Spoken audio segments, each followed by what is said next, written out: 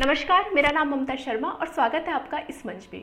सबसे पहले आप सबको मेरी तरफ से दशहरे की हार्दिक शुभकामनाएं। जैसा कि हम जानते हैं फेस्टिव सीज़न स्टार्ट हो चुका है और ये वही फेस्टिवल्स हैं जो हमें साल भर के लिए रिचार्ज करते हैं। लेकिन इसी फेस्टिव सीज़न में सोशल मीडिया पर कुछ ऐसे इश्यूज़ उठाए जाते हैं जिनको देखकर सुनकर हमारा मन कुछ खट्टा सा हो जाता है। जब भी कोई हिंदू फेस्टिवल आता है तो सोशल मीडिया पर एक नया ट्रेंड शुरू हो जाता है। वाहियत मजाक और बेहुदा पोस्टर्स फॉरवर्ड किए जाते हैं। क्यों इस तरह के तंज हिंदू फेस्टिवल्स को लेकर किए जाते हैं? क्यों सोशल मीडिया पर ऐसी पोस्ट वायरल होती है जिनमें हिंदू फेस्टिवल्स की गरिमा की धज्जियां उड़ाई जाती हैं? और क्यों इनमें रिफॉर्म की डिमांड उठती है?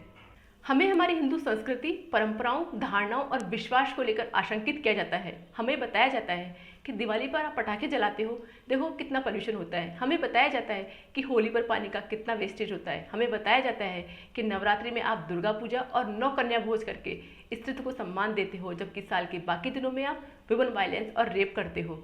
क्या हम नहीं जानते ईद पर कितने बेजुबान जानवरों को मारा जाता है? क्या हम नहीं जानते क्रिसमस पर करोड़ों पेड़ों को काटा जाता है? लेकिन इन फेस्टिवल्स को लेकर सोशल मीडिया पर एक साफ सुथरी छवि बनी रहती है। जब क्रिसमस की बात आती है तो रेड कैप और सेंटा याद आता है, और जब बात ईद की आती है तो बिरयानी और सिवैयाँ याद आती है।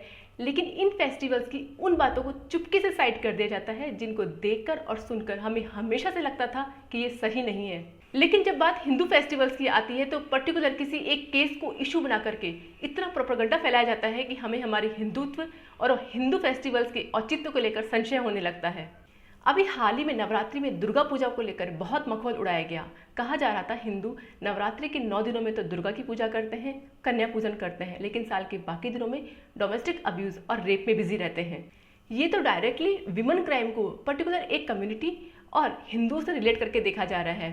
तो इसका मतलब तो ये होना चाहिए कि अदर कम्युनिटीज़ में तो विमेन क्राइम है ही नहीं, लेकिन रिसर्च तो कुछ और ही बताती है।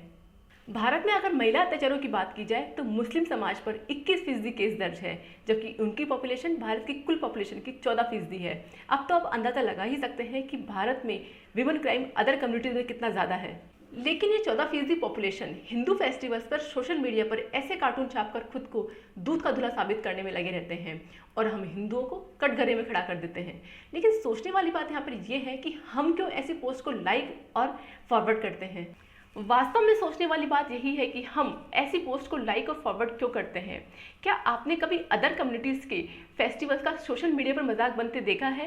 क्या आपने उनके फेस्टिवल्स के मीम्स सोशल मीडिया पे देखे हैं या उनको वायरल होते देखा है? नहीं ना।